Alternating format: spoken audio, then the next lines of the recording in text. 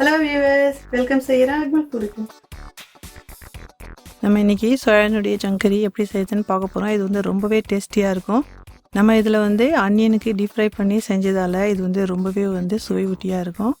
இது பாருங்கள், இது வந்து மீட்டினுடைய ரிப்ளேஸ்மெண்ட் ஆட்டம் ரொம்ப ஹெல்த்தியான ஒரு டிஷ் இருக்குது. இப்போ நம்ம அடுப்பில் பேன் வச்சுருக்கோம். தேவையான அளவு குக்கிங் ஆயில் போட்டுக்கலாம். எண்ணெய் நல்லா சூடாயிடுச்சு. நான் ஒரு 2 பெரிய வெங்காயம் எடுத்து நல்லாவே வந்து நீட்டு வாக்கில் கட் பண்ணிக்கிட்டேன். நம்ம இதுக்கு வந்து நல்லா ப்ரௌன் ஆகிற வரைக்கும் நல்லாவே வந்து வறுத்து எடுத்துக்கலாம்.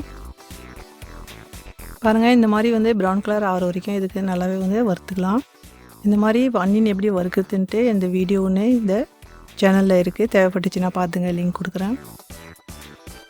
இந்த மாதிரி நம்ம வந்து வறுத்து போடக்குள்ளே நல்லாவே வந்து டேஸ்டியாக இருக்கும் இந்த கிரேவியில். இந்த மாதிரி நல்லா ஆற வச்சு நல்லா வந்து ஃபைன் பேஸ்ட்டாக நம்ம வந்து அரைச்சி எடுத்துக்கலாம்.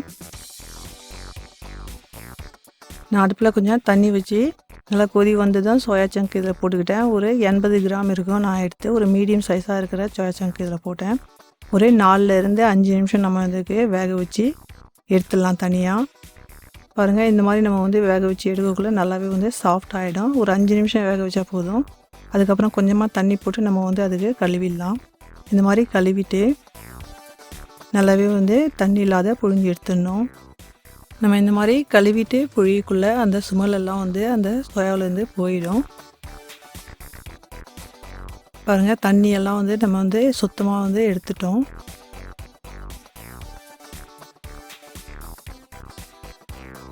அப்பயும் கொஞ்சம் கொஞ்சம் அதில் தண்ணி இருக்குது. ஆனால் நம்ம வந்து முடிஞ்ச வரைக்கும் எடுத்துட்டோம்.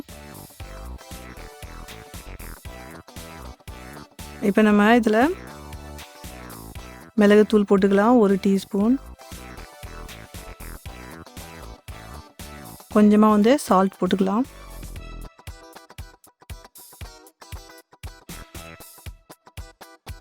ரெண்டு டேபிள் ஸ்பூன் கெட்டியான தயிர் இது போட்டு நல்லாவே வந்து சோயாவில் மிக்ஸ் பண்ணிக்கலாம்.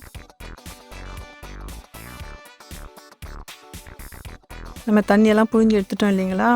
இப்போ நம்ம கொஞ்சம் மறுபடியும் தண்ணி சேர்த்துக்கலாம். கொஞ்சமாக வந்து தண்ணி போட்டுக்கலாம், ஒரு 2 டேபிள் ஸ்பூன் மாதிரி, அதிகமாக போடாதீங்க. நல்லாவே வந்து இதுக்கு மிக்ஸ் பண்ணி கொஞ்சம் நேரத்துக்கு நம்ம வந்து இதுக்கு சோக் பண்ணலாம். ஒரு 15 நிமிஷத்துக்கு இது வந்து சோக் ஆகட்டும்.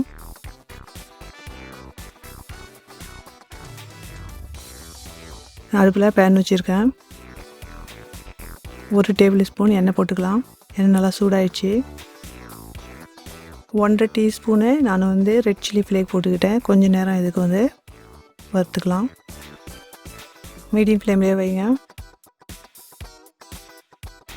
இப்போ வந்து தக்காளி இதில் போட்டுக்கலாம். நான் வந்து ஒரு 3 தக்காளி எடுத்துருந்தேன். இதுக்கு ரஃபாக வந்து சாப் பண்ணிக்கிட்டேன்.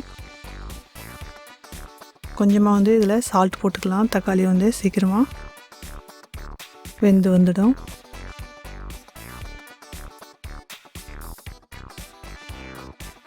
கொஞ்சம் நேரத்துக்கு மீடியம் ஃப்ளேமில் வச்சு நம்ம மூடி வச்சு வேக வச்சுக்கிட்டோம்.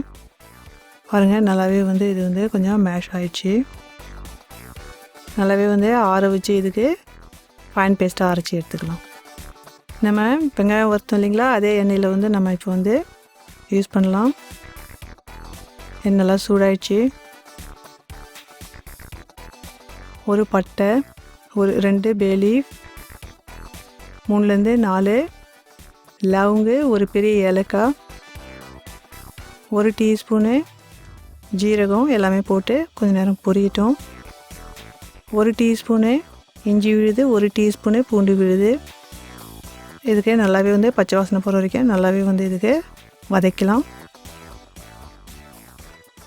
நம்ம அரைச்சி எடுத்து வச்சுருந்தோம் இல்லைங்களா தக்காளி, அதனுடைய விழுது இப்போ போட்டுக்கலாம்.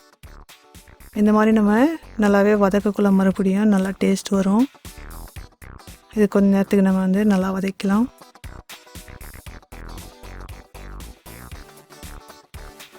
இப்போ மீடியம் ஃப்ளேமில் வச்சு நம்ம மூடி போட்டு கொஞ்ச நேரத்துக்கு இதுக்கு வேக வைக்கலாம். நம்ம வதக்கி அரைச்சதால் அதிக நேரம் வந்து வேக வைக்க தேவையில்லை. மறுபடியும் பாருங்கள், நல்லா எண்ணெய்லாம் பிரிஞ்சு வந்துருச்சு தக்காளியில். நம்ம வெங்காயத்துக்கு வதக்கி எடுத்து வச்சுருந்தோம் இல்லைங்களா, அது வந்து நல்லாவே வந்து அரைச்சிக்கிட்டோம். அதனுடைய விழுது இது கொஞ்ச நேரத்துக்கு நம்ம வந்து நல்லா வதக்கலாம். 1 டேபிள் ஸ்பூன் மல்லித்தூள், 1 டீஸ்பூன் மிளகாத்தூள், காரம் அதிகமாக இருந்தால் கம்மி பண்ணிங்க. 1/2 டீஸ்பூன் மஞ்சத்தூள், 1/2 டீஸ்பூன் ஜீரகத்தூள், 1/2 டீஸ்பூன் மிளகுத்தூள் எல்லாமே போட்டு நல்லாவே வந்து இதுக்கு வந்து கொஞ்சம் நேரத்துக்கு நம்ம வதக்கலாம். அந்த பச்சை வாசனை போகிற வரைக்கும் பவுட்ரு மசாலா அது பாருங்க. நல்லாவே வந்து இதுக்கு பச்சை வாசனை போகிற வரைக்கும் வதக்கிட்டோம். நம்ம வந்து சோயா சங்க்கு நல்லா ஊற வச்சுருந்தோம் இல்லைங்களா, தயிர் போட்டு. இப்போ இது வந்து நல்லாவே வந்து இதில் போட்டு வதக்கலாம் கொஞ்ச நேரத்துக்கு. நம்ம வந்து ஒரு 3லேருந்து 4 நிமிஷம் நல்லாவே வந்து வதக்கலாம். அந்த தயிரெல்லாம் நம்ம போட்டோம் இல்லைங்களா, அதெல்லாம் நல்லாவே வந்து வெந்து வந்துடும். மீடியம் ஃப்ளேமில் வச்சு நல்லா வதக்குங்க.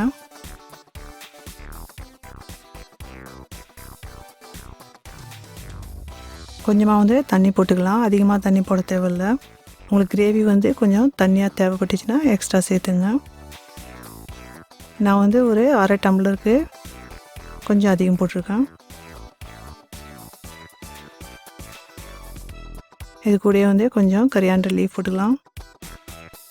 நம்ம மீடியம் ஃப்ளேமில் வச்சு மூடி போட்டு ஒரு 5லேருந்து 6 நிமிஷத்துக்கு வேக வச்சுக்கலாம். அப்பப்போ நடுவில் கிளறி கொடுங்க, அடி பிடிக்காமல் பார்த்துங்க. பாருங்கள், நல்லாவே வந்து எண்ணெய் பிரிஞ்சு வந்துருச்சு. இதுக்கு அர்த்தம் இது நல்லாவே வந்து வெந்து வந்துருச்சு.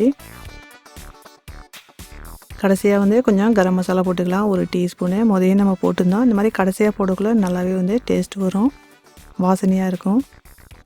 கஸ்தூரி மேத்தி நம்ம வந்து ஒரு 1/2 டீஸ்பூன் எடுத்து கையில் நல்லா நிமிட்டு இந்த மாதிரி போட்டுக்கலாம்.